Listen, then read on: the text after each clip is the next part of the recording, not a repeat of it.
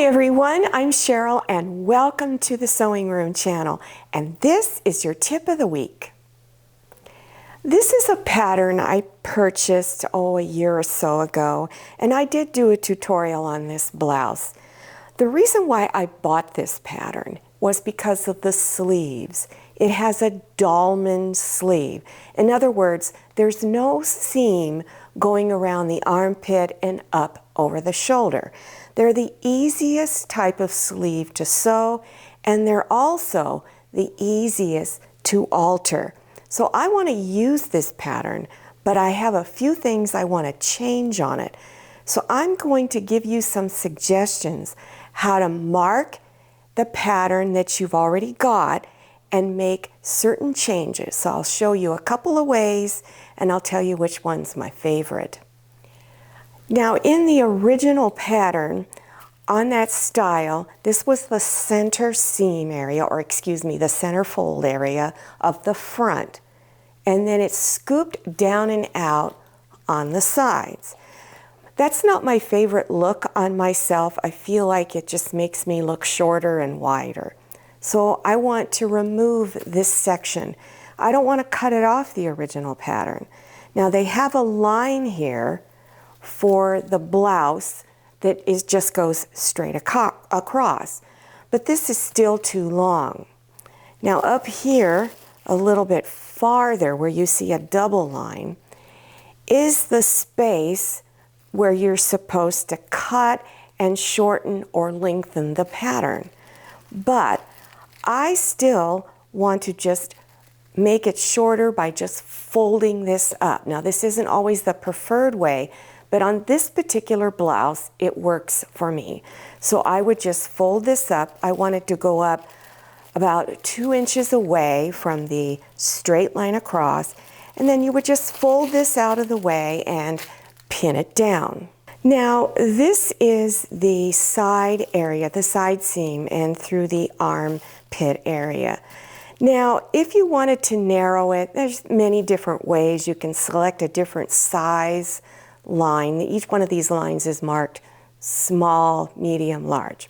Okay, but if you don't want to cut everything off, you could just fold it back where you want to take it in. Not my preferred way, because up here in the armpit area, it doesn't fold. You have to kind of cut it, and then you really mess up your pattern. So not my favorite way. Now the neckline I want to change. I don't want it to go as low. I want it to come up farther towards my neck. So you can place paper underneath and tape it down, and then just draw a line where you want it to come up at. Still not my favorite way. I also want to lengthen the sleeves. So again, you could put paper and tape it down and then mark where you want the sleeve to finish at. The best way, I think is the most efficient way, is to take the original pattern and place it on a large piece of paper. I'm using old wrapping paper. You can even buy large rolls of paper from Home Depot in the paint department because they use that paper to mask off areas. And it's very affordable to buy that paper. I use it a lot in other projects. So I took old wrapping paper and I placed the pattern down. And I put weights on top of it because this way I don't want to use tape all the time because the tape is going to tear your original pattern. So at the bottom area, I folded it up where I wanted it and left it as it is. Then you're going to continue tracing all the way around the pattern as it originally is. And then you can take it from there to make changes. For the sleeves, I wanted to make my sleeves 3 inches longer, and I still wanted them to stay wide. So I wanted to place the ruler right on the edge of your pattern, the shoulder seam. Put the 3-inch mark right on the bottom edge of the sleeve pattern.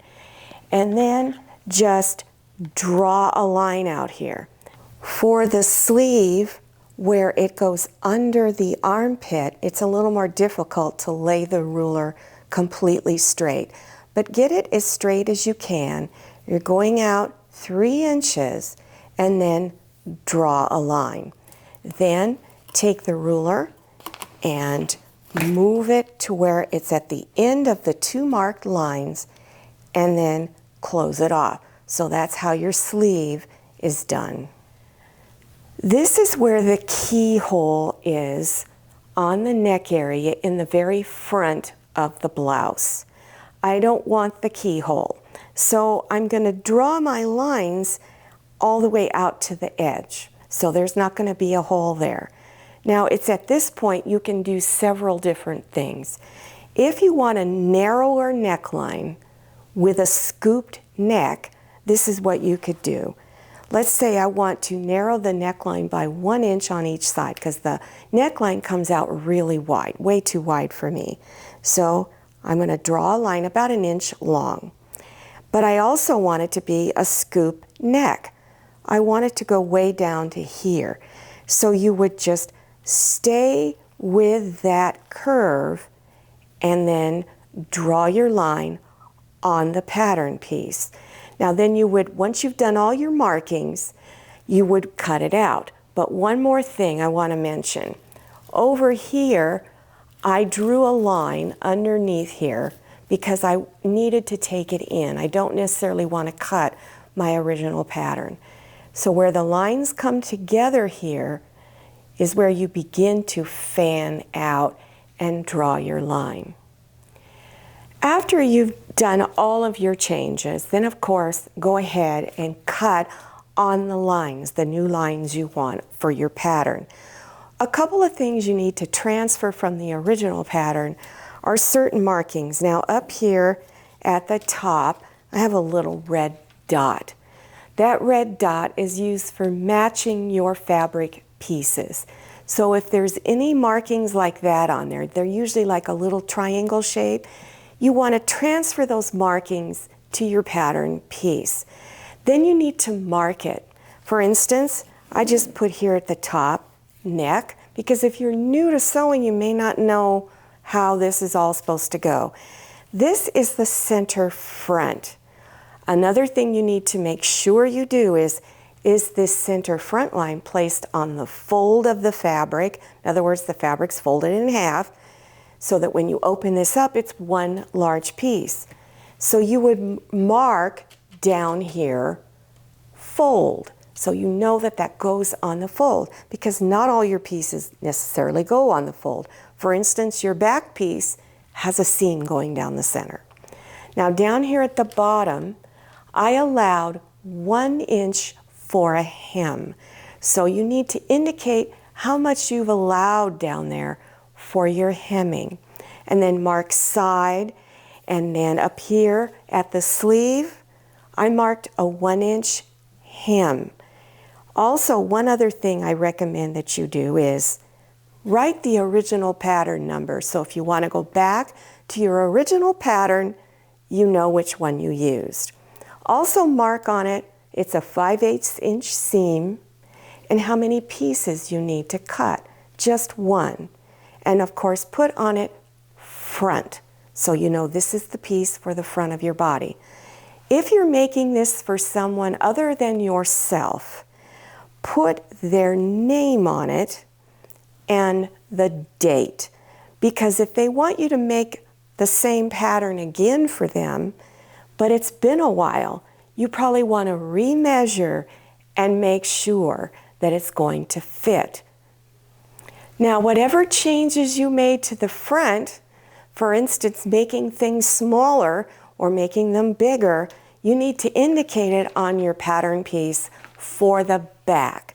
And then mark on it back how many pieces, this is 2, and again, put the name of the person that you are making it for. Well, I hope you enjoyed this tip of the week and that you did learn something new. Remember, start with something small and very, very basic. You'll have a better chance of being successful at finishing it up to your desire. Now, I've got lots of tips of the week. I've got over 100. So there is a playlist listed below your YouTube screen in the description section. So just scroll down, click on the words Show More or the down arrow, and that section will expand open and you'll see all kinds of links. I'll even have links to beginners sewing projects. There also will be a link to the blouse on this, so in case you want to go and look at that video. If you want to learn how to sew clothing, what you need to do is watch a lot of clothing tutorials. Even if you're not interested in making that particular piece of clothing, you'll just learn so much about different techniques that you can use on future projects. And by the way, don't forget to follow me on Instagram and check out my Facebook page. Thank you so much for watching. I'll see you next time, and happy sewing. If you like the Sewing Room channel, one of the best ways to show your support is to subscribe by clicking on that red subscribe button and give this video a thumbs up. And don't forget to click on share to share this video with your friends. And make sure you click on the bell so you receive notifications for all my new videos. I'm Cheryl. This is Manny, and this is Scotty. See you next time.